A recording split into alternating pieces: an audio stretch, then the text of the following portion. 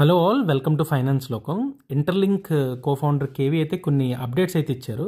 అవేంటంటే human credit score అనేది mining చేయడం వల్ల, గ్రూప్ మైనింగ్ చేయడం వల్ల, and in the same way Interlink ఎకోసిస్టంలో యాక్టివ్గా ఉండడం వల్ల, అండ్ కొన్ని యాక్షన్స్ పెర్ఫామ్ చేసి, అండ్ రియల్ నెట్వర్క్ గ్రోత్కి ఏదైతే మనం హెల్ప్ చేస్తామో వాళ్ళకి హ్యూమన్ క్రెడిట్ స్కోర్ అనేది పెరుగుతుంది అని చెప్తున్నారు.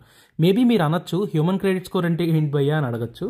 హ్యూమన్ క్రెడిట్ స్కోర్ అంటే ఏం లేదు, కొన్ని ఏదైతే ఈ ఇంటర్లింక్ ఎకో సిస్టమ్స్ కొన్ని ప్రొడక్ట్స్ అయితే వస్తున్నాయో వీటిలో మనకి కొంచెం ప్రిఫరెన్స్ అనేది ఎక్కువ ఉంటుంది. అండ్ ఇన్ ద సేమ్ వే ఇప్పుడు ఫర్ ఎగ్జాంపుల్ ఈ హ్యూమన్ క్రెడిట్ స్కోర్ ఉండడం వల్ల ఇప్పుడు మనీ తీసుకొచ్చి డంప్ చేయడం వల్ల ఏం పెద్ద వాల్యూ ఉండదన్నమాట. అంటే ఫర్ ఎగ్జాంపుల్ మనీ తీసుకొచ్చి ట్రేడ్ చేస్తారు, కానీ వాళ్ళకైతే ఏమీ బెనిఫిట్ అయితే ఉండదు. ఇక్కడ ఎవరికైతే ఎక్కువ హ్యూమన్ క్రెడిట్ స్కోర్ ఉంటుందో వాళ్ళకి ఎక్కువ ప్రిఫరెన్స్ ఉంటుంది.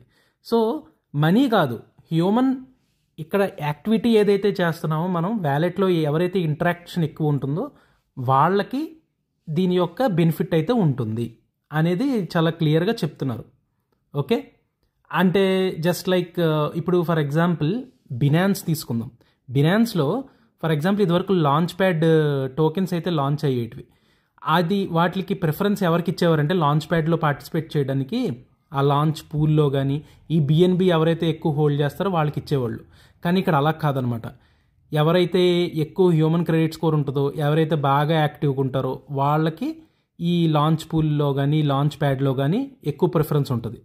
సో దట్ దాని బేసిస్లో మీరు ఎక్కువ మనీ ఎర్న్ చేయొచ్చు. వేల్స్కి ఎక్కువ హెల్ప్ అయితే ఉండదన్నమాట. సో ఆ విధంగా ఇది చాలా మంచిది అన్నట్టు. ఓకే, ఎక్కువ కమ్యూనిటీకి ఎక్కువ ప్రిఫరెన్స్ ఇచ్చినట్టు, ఎక్కువ కమ్యూనిటీకి వాల్యూ ఇస్తున్నట్టు అనమాట. Okay, who builds the strong interlink ecosystem అని అంటున్నారు ఇక్కడ. అంటే ఏంటి, ఎవరైతే ఇంటర్లింక్ అప్లికేషన్స్ ఎక్కువ యూజ్ చేస్తారు, ఎక్కువ గేమింగ్ యూజ్ చేసినా, ఎక్కువ డయోస్లో పార్టిసిపేట్ చేసి ఓటింగ్ చేసినా వాళ్ళకి, and in the same way testing ఏదైతే మనం టెస్టింగ్ దాంట్లో పార్టిసిపేట్ చేసి బగ్స్ అయి ఫైండ్ అవుట్ చేసి వాళ్ళకి చెప్పడం, ఈ రియల్ ఫీడ్బ్యాక్ ఎవరైతే ఇస్తారో వాళ్ళకి ఎక్కువ హ్యూమన్ క్రెడిట్ స్కోర్ రావడం కానీ, అండ్ వాళ్ళే ఈ ఇంటర్లింక్ని స్ట్రాంగ్ ఎకోసిస్టమ్గా తయారు చేస్తారు అని చెప్తున్నారు.